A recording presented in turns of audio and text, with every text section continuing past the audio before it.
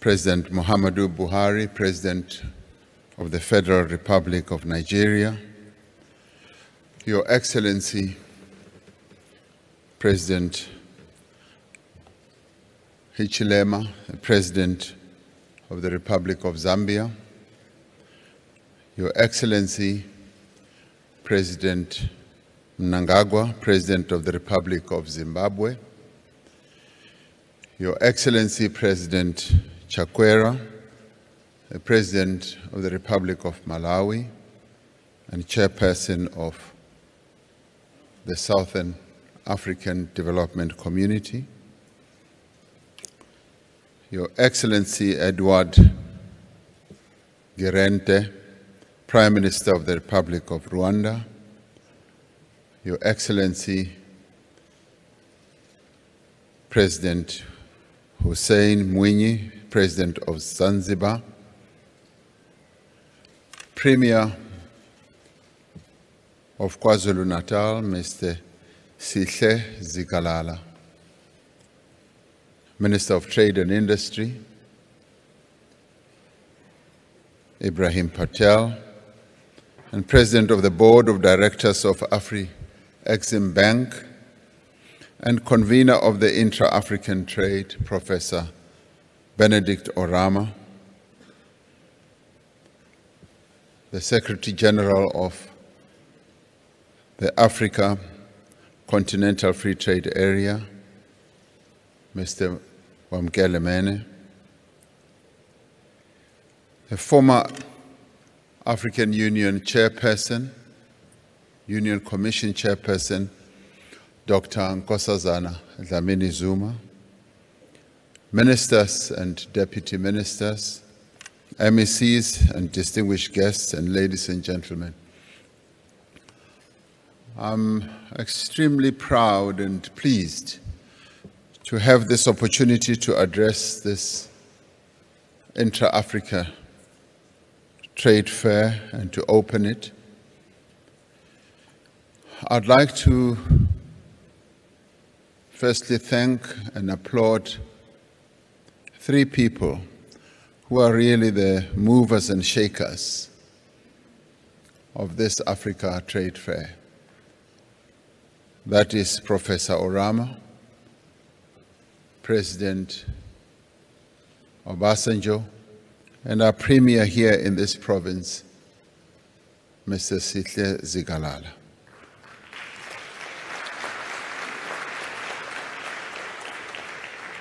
They have worked tirelessly to have this trade fair happening as it is, and I'm rather proud of their tireless work that they've put into this. There was a time when I thought it would never take off, but they have delivered, and thank you very much for all your hard work. I would also like to thank my brothers and sister in the form of the President of the United Republic of Tanzania, who couldn't come but sent President Mwinyi, President of Zanzibar, was also Vice President of the United Republic of Tanzania, for honoring me and KwaZulu-Natal and South Africa by your presence at this Intra-Africa Trade Fair.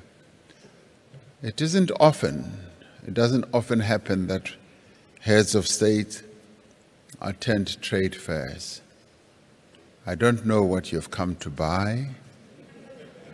It's possible you've come to buy something, but I want to thank you for having honored me by your presence here. When I called some of you, you gladly accepted the invitation to come. So thank you very much for being here.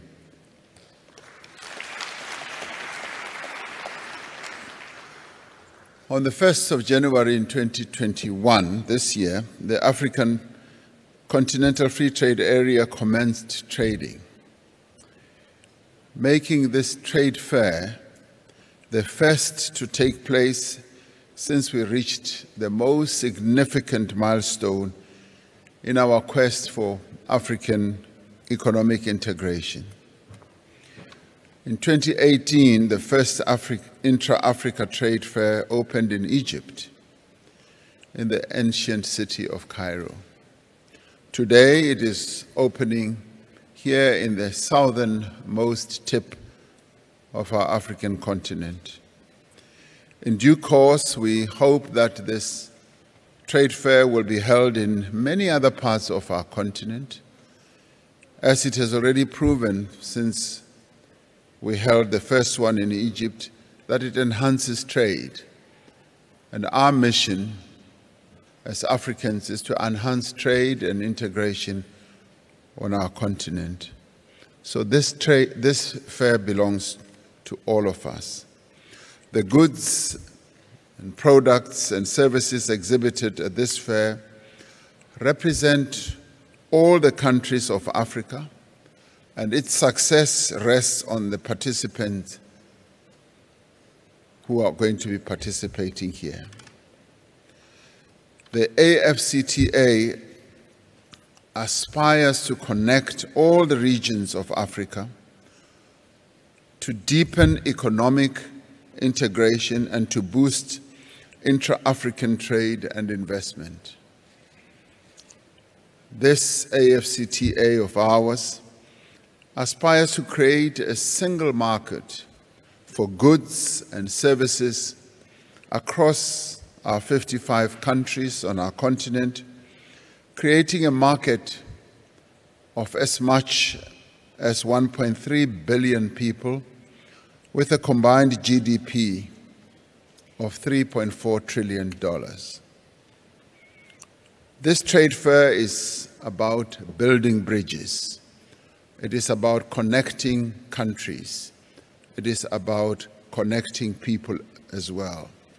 It brings together governments, buyers, investors, entrepreneurs, manufacturers from more than 55 countries, in many ways to give life to the Africa Continental Free Trade Area. The countries of Africa are open for business. Since ancient times, trade has been the engine that connected our people and communities, both near and far. From the ancient centers of learning like Alexandria, Timbuktu, to the northern civilizations in Egypt, Carthage, the western kingdoms of Ghana, Mali, Songhai, trans-Saharan trade routes, the eastern trading centers of Zanzibar, Mombasa, Mogadishu, to the ancient southern civilizations of Great Zimbabwe and Mapungubwe. For many centuries, Africans traded goods that they produced themselves. Throughout history, Africa has had a network of trade routes that facilitated the flow of goods such as gold, beads, gum, metalworks, salt, textiles, metals, and many others. These trade routes enabled African traders to seek out markets also beyond our continent. Colonialism deepened the damage that has been wrought on our continent, but it also damaged the indigenous development of African trade and caused a great deal of harm to our societies, and in many ways destroyed all those trade routes and interconnectedness that we had for centuries on our continent. At first, Europeans traded in African lives, carrying millions of slaves across the Atlantic to produce the wealth of their newfound colonies. The wealth that resides in the United States, that dazzles so many people, the wealth that resides in Europe that dazzles so many people, in large part is wealth that originated from this continent. Then, with the realization of Africa's vast raw materials, colonial powers turned to the extraction of Africa's minerals and agricultural products. Much of the economic storyline of colonialism persists to this day. Now Africa is taking concrete steps to write its own economic success story. And this Intra-Africa Trade Fair is part of that story. Africa is opening up new fields of opportunity. One such opportunity is Africa's rapid adoption of locally developed fintech, of which companies such as M-Pesa is the most well-known and globally known. It is an example of financial and technological innovation in which Africa leads the world. A recent report by the Brookings Institution notes that Africa is already the largest adopter of mobile money transfer systems, comprising nearly half of the globe's registered mobile money customers. Approximately 70% of global mobile money transactions and 2/3 of the transactions by volume and by value as well. It is by harnessing all our capabilities, both existing and emerging, that we will accelerate our continent's economic growth and integrated development. It is our expectation that this trade fair will further cement its position as Africa's premier trade platform, where African manufacturers and producers can promote and sell more goods labeled "Made in Africa." I think many of us long to see that wonderful and golden label where we will see "Made in Africa," not made anywhere else in the world. This is critical if we are to change the distorted trade relationship that exists between African countries and the rest of the world. We can no longer have a situation where Africa exports raw materials and imports finished goods made with those materials. We can no longer have a situation where the resources of Africa provide employment and add value in other economies, while so many of our people live in poverty and conditions of underemployment. By promoting trade between African countries, we are strengthening our own continent's industrial base and ensuring that we produce goods for ourselves and for each other. Two key developments of global significance can serve as a stimulus for Africa to act in unison. Firstly, the outbreak of COVID-19 pandemic in the first quarter of 2020 exposed the frailty of African economies. More importantly, it sent a powerful message to our continent about the dangers of over-reliance on external sources to meet its growing demand for food, medicines, and essential supplies. It clearly demonstrated that Africa needs to produce its own food and medicines, to strengthen continental supply chains, and to invest in infrastructure and capacitate African institutions. To illustrate the extent of the challenge, the United Nations Economic Commission for Africa estimates that Africa imports about 94% of its pharmaceutical and medicinal needs from outside the continent at an annual cost of $16 billion. Secondly, the African Continental Free Trade Area has the potential to accelerate economic growth across the continent and create opportunities for entrepreneurs, for small and medium enterprises, as well as large corporations to flourish. The AfCFTA will provide new export opportunities for made-in-Africa products and enable member countries to trade with each other without tariffs or other hindrances. All of this will, in the end, help the continent to absorb the young people on our continent looking to enter the job market annually. The AfCFTA should therefore be underpinned by strong and ambitious rules of origin, requiring a very high level of value add here and on our continent.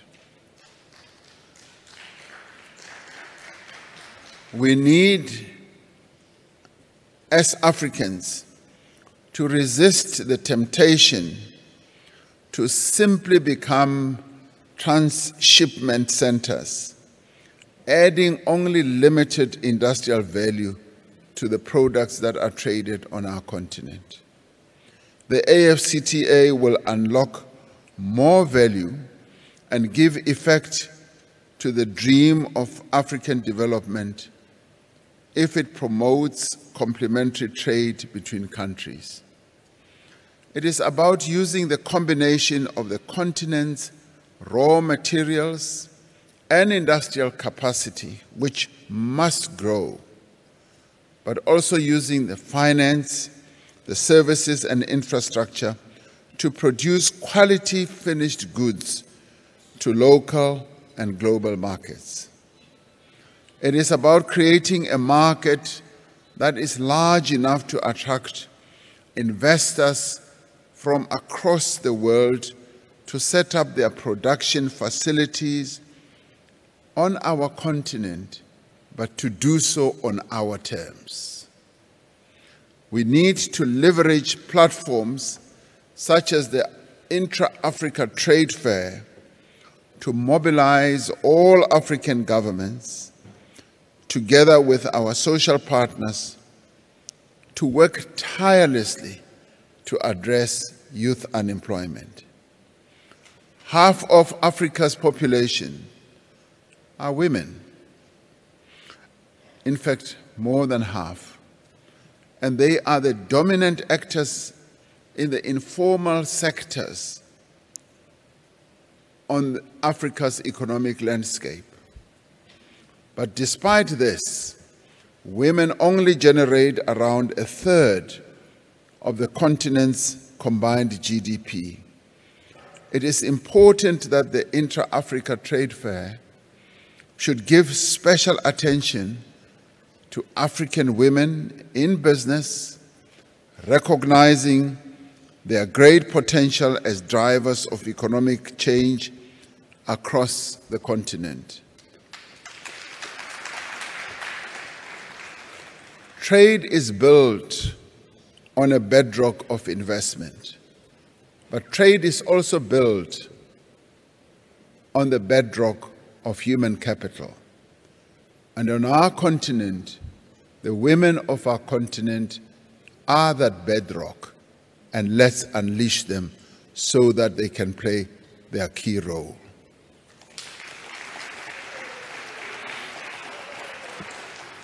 We must therefore find ways of attracting more investment into our economies, and crucially, we must encourage African businesses to invest in each other's countries.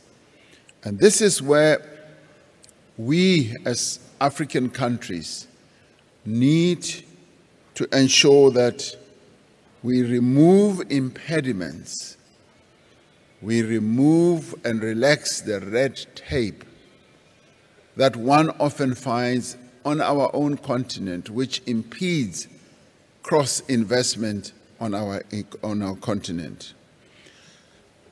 This also requires that we ease and improve the way of doing business in our countries and provide protection for investors through strong and independent legal systems that will ensure that the sanctity of contract and fair and expeditious legal processes. It means also that investors must be sensitive to our continent's development goals with regard to jobs, industrialization, localization, and the development of local entrepreneurs. The conditions of Africa's workers must also be looked at. The conditions of Africa's workers must improve as part of our development goals and the decent work agenda that all of us have committed to must find expression in our trade, investment, and industrial frameworks. On the 24th of May, 1963, independent Ghana's first president, Kwame Nkrumah, whose hologram we watched earlier here, delivered his famous "We must unite now or perish" speech in Addis Ababa, and it was at the same time. His words are as true today as they were when the Organization of African Unity was formed.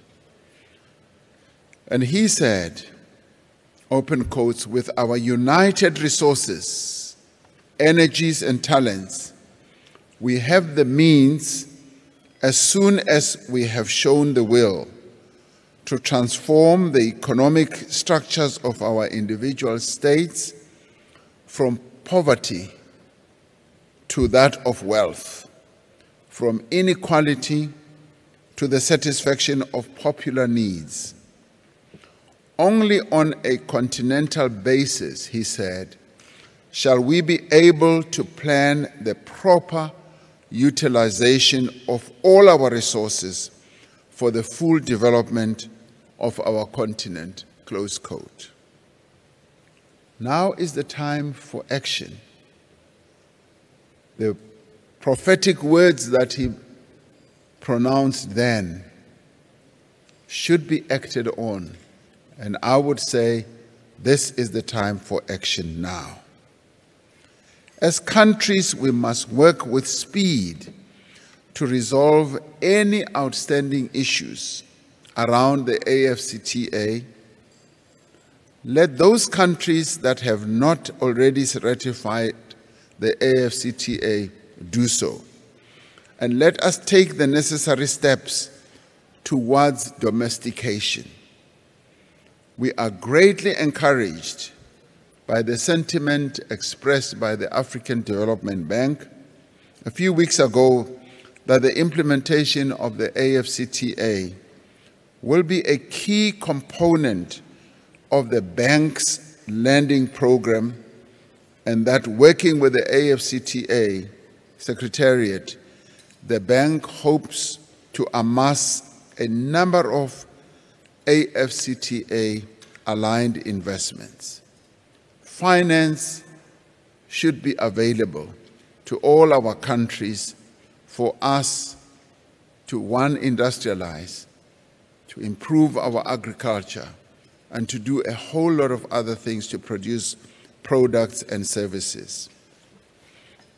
South Africa stands ready to work closely with all African countries to forge more balanced, equitable, and fair trade relations amongst African nations. On the 24th of March 2022, South Africa will host its 4th South Africa Investment Conference in Johannesburg, and we look forward to seeing some of the engagements that start here at this trade fair. Engagements that will come to fruition at this conference. Engagements that will start here from contact to contract when they come to the investment conference that we will hold in 2022. I'd like to therefore welcome you all to South Africa and encourage you to enjoy and experience the warm hospitality of this great city of Durban, here in KwaZulu-Natal, our province.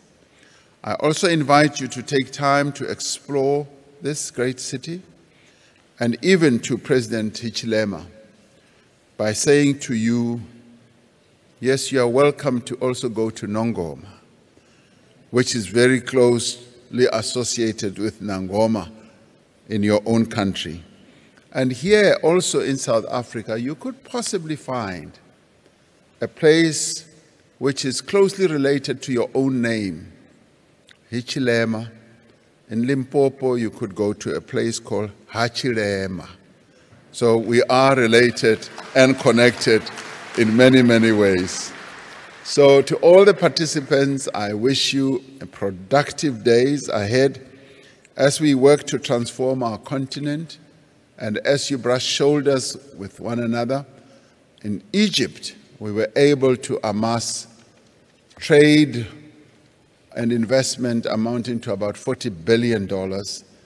I am hoping that here, in this warm city of Durban, you will be able to outstrip what was done in the ancient city of Cairo. This is Durban. Things happen here in Durban. So go ahead and trade.